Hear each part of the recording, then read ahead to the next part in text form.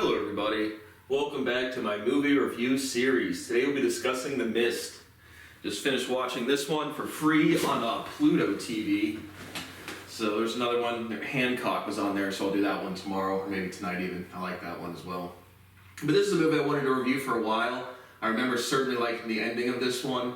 You know how we do it. I'll give you my overall impressions and grade after reading you some logistics about the movie as provided by Google. Past that, if you've not seen the movie, would like to not based on my recommendation, you want to shut off the video, there will be spoiler alerts. We'll be discussing the plot synopsis and character development, and any similar movies or major themes. So, it says, The Mist is rated R, released in 2007. It is a horror/thriller movie. It has a runtime of 2 hours and 6 minutes. On Pluto TV, it's like 2 hours and 40 minutes because there are ads like every 5 seconds. But at least it's free. You can watch it on Pluto or on Amazon Prime. It says it's menacing, paranoid, and suspenseful. The description says, after a powerful storm damages their main home, David Drayton, played by Thomas Jane, and his young son head into town to gather food and supplies. Soon afterward, a thick fog rolls in and engulfs the town, trapping the Draytons and others in the grocery store. Terror mounts as deadly creatures reveal themselves outside, but that may be nothing compared to the threat within, where a zealot, played by Marcia Gay Harden, calls for his sacrifice. Had a budget of $18 million, did $57.3 at the box office. 83% liked it on Google, 3.4 out of 5 on Letterboxd, 72% on Rotten Tomatoes, and 7.1 out of 10 on IMDb. So what did I think? I'd certainly seen this one before. You know how we do it in high school, a gang of dudes, big sausage fest, movie night. Probably about 10 dudes watch this one. but anyway, I remember liking it a lot more the first time, probably because I didn't know the ending, but I thoroughly enjoy the ending for all of these apocalypse science fiction type of movies. Overall, there was a lot of screaming on the second watch back, a lot of insecurity in the characterization, which is always off-putting to me. So the zealot talk is pretty off-putting, but just overall there's just a lot of screaming and a lot of tension in the characterizations. So, based pretty much solely for the ending, I'm going to give it a B-. I do recommend it. Certainly if you've not seen it, I believe it said it was based on a novella by Stephen King, but I thought the ending was definitely novel or unique for these type of, I guess kind of similar to the one we reviewed yesterday, I guess, in terms of the ending, but not entirely. But I just thought this was novel in terms of the ending, a lot of screaming, a lot of characterizations, and I like the science fiction apocalypse genre. So overall, B-, I recommend it. Would probably be in the C range if it was not for the actual ending. And so, if you've not seen it, I would like to shut off the video now. So the movie opens up. You get David Drayton. There's a storm or something, and they have to go get supplies. So he leaves his wife at home. Again, they're in Maine. I'm assuming it's modern day to 2007. He goes to the supermarket, and very quickly he meets Amanda Dunphy. He's with his son Billy. And the fog or the mist rolls in and covers the entire place. And so they're kind of worried about what's going on. And they go out. Some people go out there and these flying bugs come and attack them. So they pile up a bunch of cat food or sandbags, whatever they can, on the windows. So really quickly you get into the apocalypse type of environment. And so you have a bunch of different people in there. I mean, the grocery store has, 80 to 100 people. So a lot of minors and extras. But the main characters, David and Amanda. And then you have another Ollie Weeks, who I enjoyed his character. He's probably my favorite character of all. But they're kind of in this back room discussing. And I watched half of it yesterday, half of it this morning, so I might certainly miss some scenes. But they're kind of a back, loading dock type of area. And so you have the type of monsters, you have these flying insect bug things. There's a lot of different type of monster kind of things.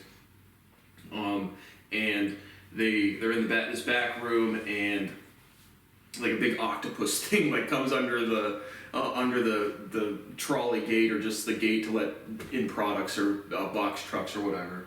And so he kind of scoops up somebody. I don't forget if he kills somebody in that scene, but they're able to chop off the tentacle of part of the octopus. And so you have Brent Norton is a character who gets eaten pretty quickly. He basically doubts it, and he's there's nothing going on out there, we're all going to leave.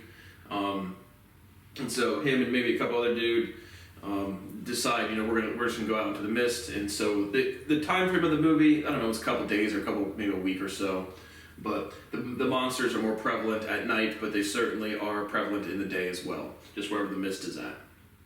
And so Brent Norton goes out there and they ask him to tie a rope around his waist. And so he walks out there, he's walking normal, and then the rope tightens up real fast, and they try to pull him back in, and it's just half of his body. So again, it's rated R, decent amount of gore, nothing super gory, but a decent amount. So Brent Norton, he's cut in half, he's eaten up, and so now again they're all kind of freaking out.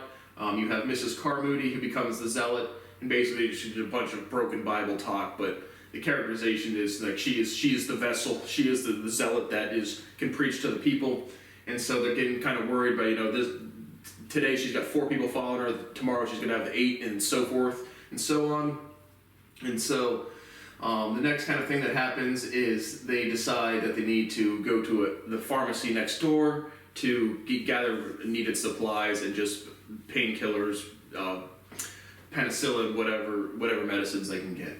And so David decides to go, Irene, who's an older lady, decides to go, Jim decides to go, again, I'm not going to remember everybody, Ollie Weeks decides to go, and Private Giuseppe, there's like 3 military dudes. Ollie Weeks works at the grocery store, and everybody else just seems to be pretty normal customers. And so they go over into this pharmacy, they see they make it in there fine with no monsters, and they see there's a lot of like spider webs everywhere. And so they're quietly scooping up as much supplies as they can, when one of them notices there's an army dude like stuck in the spider web, and they look up to the ceiling. There's a bunch more people like that have been just encapsulated like in a spider web in the top of the ceiling. And so this guy is still kind of like alive. He's kind of mumbling like, I'm sorry, this is our fault, blah blah blah. And then spiders start to come out of his face and come out of his stomach. And then he falls off the thing, and his entire back has been eaten through to like the spine, and so pretty hectic. Another one of the dudes that goes with him dies. The spider webs they shoot is also like toxic or burns them as well, and so you have the flying bird insect type of things, and you have these big spiders, and as well as a couple like really humongous alien things, and so they frantically scatter back. They make it back to the supermarket. They go back in there. At this point, Mrs. Carmody has her own congregation now, but they they lose 1 or 2 people in that exchange, and they're just trying to figure out what was the soldier talking about. So they go approach the Private Giuseppe, who actually went with them, and he's like, what are you talking about? And he's like, we all heard things, but we're not really sure. And so you also have some like quantum mechanics opening up the universe in another dimension. All of these aliens are coming out, very similar to like War of the Worlds, which that is also just like, no thank you. But I thoroughly, again, just sci-fi in general, the apocalypse genre just always provides me an interesting writing script to respond to. And so, regardless, they go back to, there's 3 army dudes, they try to find the other 2, and they both hung themselves in the back room or loading dock area. And so now Mrs. Carmody starts preaching like, we have to feed the beast, the abominations. And again, using the biblical language of abominations, just saying terrible people, not like animals or crazy monsters or anything. And so the Bible is such a literal history book with some allegory and just broken ontology from the times of 3,000 years ago or whatever. And so, regardless, the butcher dude, like the little butcher at the grocery store, it seems, stabs. Mrs. Carmody riles them up, and like, we need to sacrifice Private Giuseppe. And so the butcher guy stabs him, so he wounds him a little bit, and then they throw him out into the parking lot with the mistas, and he's like, begging, please let me back in, and this big, huge monster comes down and scoops him up. So Private Giuseppe's now dead, or Giuseppe, but basically the rest of them decide, clearly we're in, did some exercise this morning, I might have some cramps, but, they decide they would rather try to escape and live than just wait around to die. And so David, Amanda, his son Billy, Irene, Ollie Weeks, basically decide they're going to try to leave. And so Ollie quietly gathers some groceries and some supplies, and then in the dawn when the monsters are least active, they're all going to run to David's car, which is kind of like an older Ford, but like a kind of like a truck or like an SUV type of thing. and they're just going to try to escape as best they can. And so as they're getting ready to leave, Mrs. Carmody is sitting there with a knife, like, you guys were going to leave without us and steal food. And so now all of the congregation starts surrounding them, like, we're going to sacrifice you or kill you.